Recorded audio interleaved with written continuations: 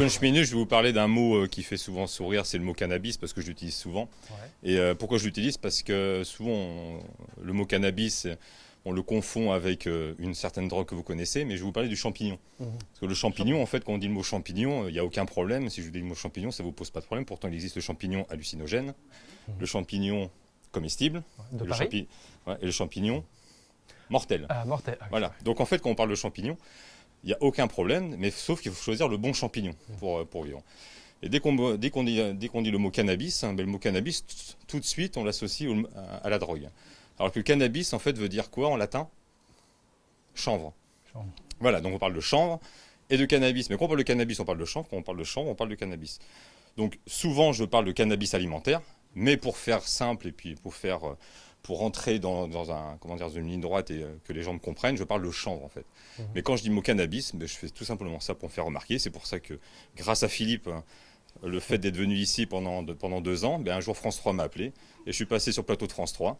Et la présentatrice a suivi mes mots et me dit on peut parler de cannabis, de chocolat cannabis. Mais je dis simplement, je dis ça pour me faire remarquer. Voilà, parce qu'il faut savoir se faire remarquer pour en parler le mieux possible. Merci. Alors moi, je voudrais partager avec vous une grande joie, puisqu'il y a un peu à peu près un an, en fin de compte, mon premier passage au rendez-vous économique. On me posait la question, c'était Sophie? Non. Ouais, Sophie Hérault peut-être. Sophie Hérault qui me posait la question, c'est quoi tes plans d'avenir? Et à ce moment-là, je venais juste de fêter mes 40 ans et je disais, mais moi, il y a un truc qui me tue, c'est on n'aide pas les jeunes à rentrer dans la vie aujourd'hui. Enfin, franchement, on les lâche là-dedans, c'est une fosse au lion. Et je rappelais que mon père m'avait dit tu seras mûr à 40 ans. Heureusement que non, mais il avait tellement raison en fait. Et j'avais dit à ce moment-là, mon but, moi cette année, c'est de réussir à mentorer, à faire du mentorat auprès d'un jeune. Je commence en octobre. J'ai trouvé une association avec laquelle je vais travailler pour aider un jeune de la 5e à la terminale. Donc je fais du mentorat sur une longue période.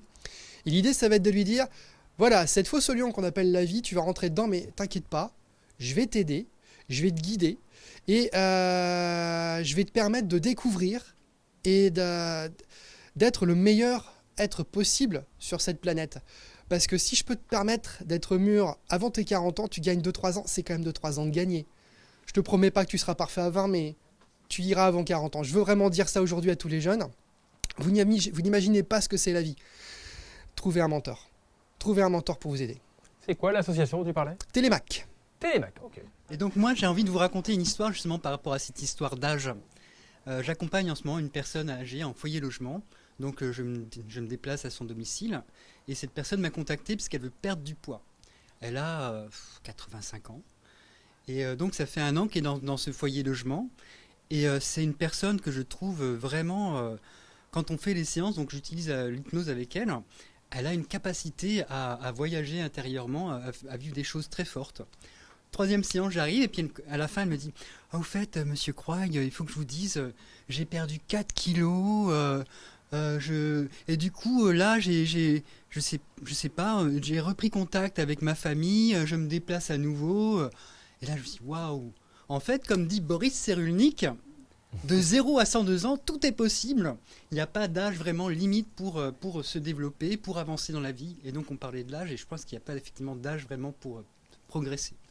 Là, j'interpelle en fait les entreprises actuellement, puisque depuis que ma visibilité existe depuis 9 ans, je tiens à recevoir des stagiaires. C'est pour moi important. Alors que ce soit des stagiaires liés à mon univers de publicitaire, ou alors même de 3e. Puisque actuellement, les entreprises ont toutes les peines du monde à recruter, à trouver des solutions de main-d'œuvre, etc. Ils se plaignent tous. La plupart du temps, les entreprises ne reçoivent pas justement ces jeunes qui ne demandent qu'une chose, à apporter leur petite pierre à l'édifice mondial. Donc, je rappelle qu'il y a beaucoup de jeunes dans vos boîtes aux lettres en ce moment, dans vos mails, vous recevez des demandes de stage. Bien qu'on se dise oui, mais on n'aura pas le temps de s'en occuper, il est nécessaire de faire un effort et de s'en occuper. Voilà, c'est tout. Merci pour ce message. Merci Yannick.